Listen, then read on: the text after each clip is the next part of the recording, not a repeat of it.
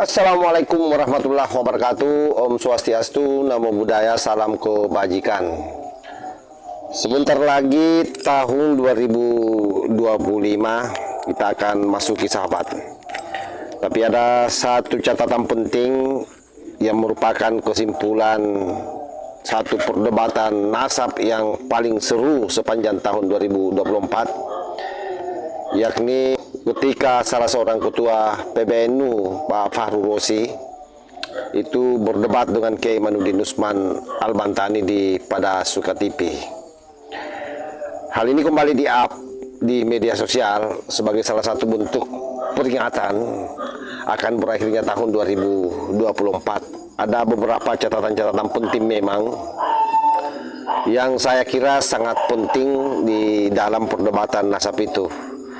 Dan di situ Kiai Imad memperlihatkan bagaimana beliau betul-betul bernyali berhadapan dengan salah satu ketua PBNU. Tetapi tentu dalam diskursus ilmiah ya, hampir seluruh energinya mungkin dikeluarkan untuk menghadapi Kiai Fahru Rosi. Yang awalnya Kiai Fahru Rosi ini sepertinya hanya dengan nada canda yang mungkin sedikit meremehkanlah Kiai Imad. Tetapi apa yang terjadi akhirnya kemudian di ujung, kalau kita melihat diskusinya atau perdebatannya begitu sangat tidak seimbang sahabat. Kelihatan bagaimana keilmuan dari kedua Kiai Nahdlatul Ulama ini. Yang satu merungkatkan nasab Kelambak Lawi dan yang satu membackup nasab Kelambak Lawi dalam tanda petik. Nah, ini coba kita simak secara bersama-sama. Saya serahkan, saya kirimkan pertanyaannya kepada Rabi Talawiyah dan mereka tidak bisa menjawabnya. Karena memang nasab mereka itu terputus, maudhu'un munqati'un, batilun, tidak bisa dijawab. Dan kalau misalnya ada sebuah narasi dari Pak Fahrur di Tempo, tadi saya baca, harus dihentikan ini pembahasan nasab. Yang harus dihentikan adalah pengakuan Ba'alawi sebagai turunan Nabi yang tidak terverifikasi yang harus dihentikan. Karena secara kajian nasab dia terputus, secara kajian DNA dia bukan bangsa Arab Acan, dia bukan keturunan Bani Quraisy, dia bukan keturunan Bani Hashim, dia bukan keturunan Ba'alawi, dia bukan keturunan Nabi Muhammad. Ini yang harus dihentikan, pengakuan sepihak sebagai keturunan daripada Nabi besar Muhammad sallallahu alaihi wasallam. Allahumma sholli alaihi. Jadi itu pendapat Anda, saudara. Bukan pendapat saya, ini pendapat pakar DNA. Ini pendapat pakar DNA. Semua begitu, saudara. Anda ini bisa untuk diuji. Siapa yang berani untuk berdiskusi, berdialog, seorang pakar DNA dari Balawi untuk mematahkan narasi dan kesimpulan Pak Dr. Sugeng? Tidak ada. Karena kesimpulan semacam itu kesimpulan yang sangat presisi, dan itu pun tidak satu-satunya dari Indonesia yang berpendapat. Dr. As-Suaibi itu berpendapat yang sama seperti Dr. Sugeng. Umar Az-Zaid juga berpendapat yang sama tentang tes DNA.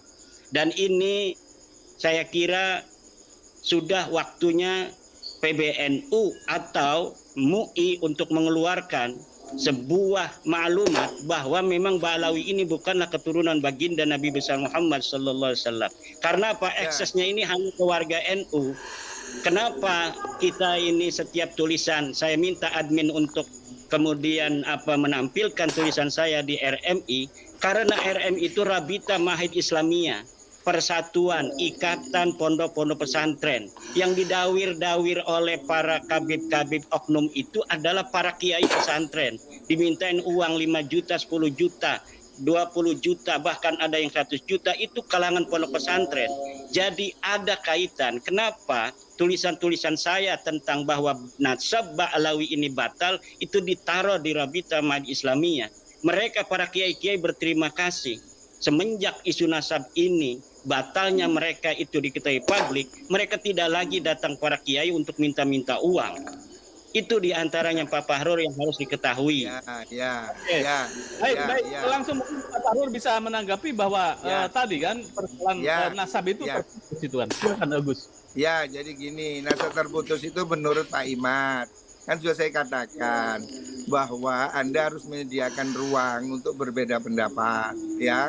Anda boleh mengatakan begitu, saya juga nggak ngelarang. Tapi faktanya di dunia ini hanya Anda. Saya ini Pak sudah ikut beberapa forum internasional. Saya sudah ketemu mereka.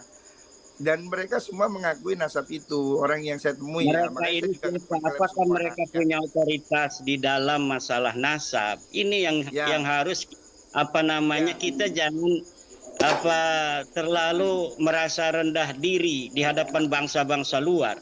Kalaulah harus seorang putra Indonesia yang menemukan batal nasab Alawi, kenapa kita harus merasa rendah diri sebagai bangsa Indonesia yang besar? Kenapa harus orang Arab saja yang mengetahui sesuatu tentang hukum-hukum agama?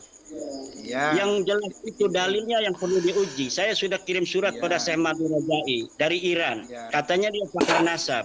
Katanya dia memberikan surat pengesahan pada Balawi. Saya tantang Mahdi Rajai atau siapapun yang berpendapat yang sama dengan Mahdi Rajai bahwa nasab Ba'alawi ini sahih, saya tantang untuk berdiskusi dan membawa dalil-dalil kesahihan itu. Saya yakin mereka tidak akan bisa untuk membawa. Iya, cukup. Itu kan menurut Anda. Akan kasih kesempatan Gus Fahrur mungkin secara gamblang. Gus, silakan. Jadi gini loh Pak, kita ini bukan satu-satunya orang yang paling hebat di dunia Pak. Mohon maaf. Orang itu berilmu itu juga ada sanadnya, ada gurunya ya. Saya itu nggak tahu Pak Imad itu belajar nasab di mana, kok tiba-tiba merasa dirinya ahli nasab. Jadi saya juga nggak paham. Kalau Pak Kures itu ahli tafsir karena dia memang doktor tafsir. Gus Baha itu ahli fikih karena dia alumni Sarang yang memang spesialis fikih. Jadi kita ini mesti tahu diri lah Pak. Jangan kemudian seakan orang sak dunia bodoh, saya pintar sendiri. Ini yang harus dijauhi ya. Bahwa Anda berpendapat begitu saya tidak menafikan Pak. Tapi saya ingin katakan pada Anda bahwa Anda tidak sendirian di dunia ini. Bahwa ilmu nasab ini bukan Anda sendiri yang menguasai ya. Dan ini kemudian tidak hanya di Indonesia. Kan lucu kalau Anda batalkan hanya di Indonesia, yang di Mesir, yang di Kuwait, yang di Bahrain, yang di seluruh dunia. Apakah kemudian Anda bilang batal hanya Indonesia? Kan nanti jadi lucu Pak. Dan Anda itu bukan hakim yang bisa batal-batalin orang. Dan nasab itu bukan wudhu yang bisa batal ambil lagi gitu loh. Jadi lucu ini nanti. Intinya gini aja loh Pak. Anda boleh berpendapat. Silakan. Oke, menurut saya begini. Tapi kemudian Anda tidak berhak untuk menjadi hakim kebenaran. Semua orang salah. Saya sendiri benar. Orang sak dunia salah. Ini terlalu besar Pak menurut saya ya. Jadi kita tinggal lihat masyarakat aja Pak Fahrur. Nanti masyarakat apakah akan melihat dalil-dalil dari keterputusan itu yang kuat, apakah akan melihat atau mengikuti Pak Fahrur dengan tanpa dalil bahwa nasab Balawi itu sahih.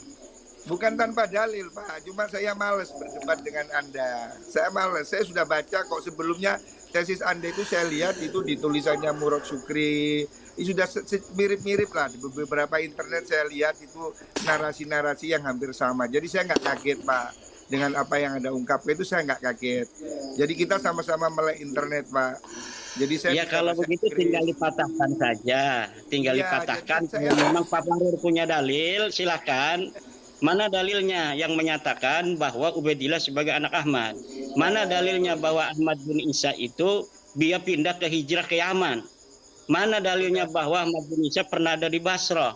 Mana dalilnya bahwa Ahmad bin Isa punya anak namanya Ubaid, kemudian Ubaid punya anak namanya Alwi, Alwi punya saudara namanya Jadid? Tidak ada Pak Fahrur. Itu menurut Anda Pak. Sekali lagi ingin saya kalau misalnya Pak Fahrur ada, silakan saat ini dan pendapat itu. Jangan khawatir, banyak sekali Pak. Itu remeh bagi saya Pak. Tapi saya nggak ingin forum ini kemudian kita jadi debat kusir. Itu nanti kita ada satu forum sendiri. Oke, silakan. Saya tantang Pak Fahrur untuk menyiapkan forum dengan saya.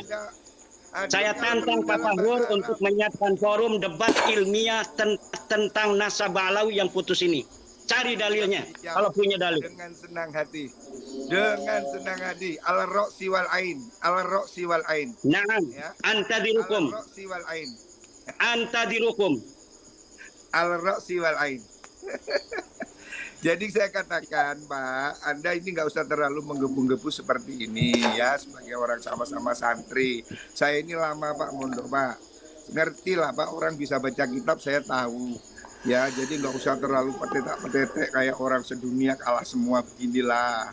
Bukan Jadi masalah Anda boleh- demikian. Karena apa? Narasi-narasi ini yang Anda kemukakan malam hari ini itu bukan satu-satunya alasan saya untuk kieng-kiengan kepada Bapak Fahrur. Banyak narasi-narasi yang telah Bapak Fahrur kembangkan di luar ketika saya tidak ada, yang kemudian membuat saya ingin sekali untuk berdebat dengan Pak Fahrur. Oh boleh, boleh. Enteng aja, saya nggak takut sama sekali kok. Ini soal-soal gampang. Oke, saya kira jelas ya. Memang sangat luar biasa dahsyat bagaimana Kiai Imanuddin Utsman Al-Bantani mengungkapkan argumentasinya terkait dengan rungkatnya nasab Kelambak Lawi yang begitu susah sekali untuk diterima oleh Kiai Fahrur Razi. Tetapi apapun itu sahabat, kita sudah melihat sendiri bagaimana sepanjang tahun 2023 sampai tahun 2024 dan sebentar lagi akan masuk tahun 2005, sampai hari ini memang nasab mereka tidak bisa tertolong. Sekalipun PBNU sendiri sudah berkali-kali mengeluarkan satu pernyataan, mohon maaf ya, sekalipun Ketua Umum PBNU Gus Yahya sendiri sudah pernah mengeluarkan satu pernyataan yang mengajak seluruh warganya untuk husnuzon saja. Tetapi pada prinsipnya apa yang disampaikan oleh Gus Ketum, saya menilainya bahwa itu sifatnya personal, karena itu tidak dikeluarkan dalam bentuk surat instruksi atau merupakan satu hasil rapat yang menyatakan keabsahan nasabnya Kelambak Lawi. Artinya apa? Ruang diskusi ini akan terus berjalan dan keyakinan saya dengan usungan PBNU soal fikih peradaban, dia tidak akan pernah mau menghentikan diskursus nasab ini. Apapun yang terjadi saya kira. Nah, hanya saja memang sekali lagi ini memang harus disikapi secara ilmiah.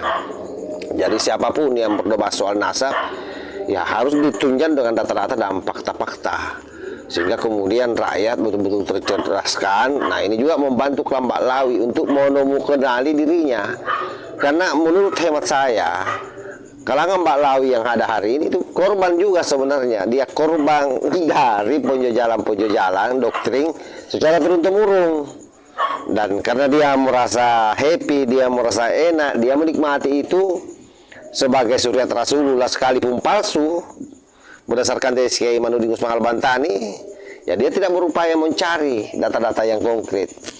Nah, ternyata Kiai Imat mencari data yang konkret, terbukti bahwa mereka tidak tersambung nasabnya. Saya kira demikian. Wallahul muwaffiq ila aqwamit thoriq. Wassalamualaikum warahmatullahi wabarakatuh.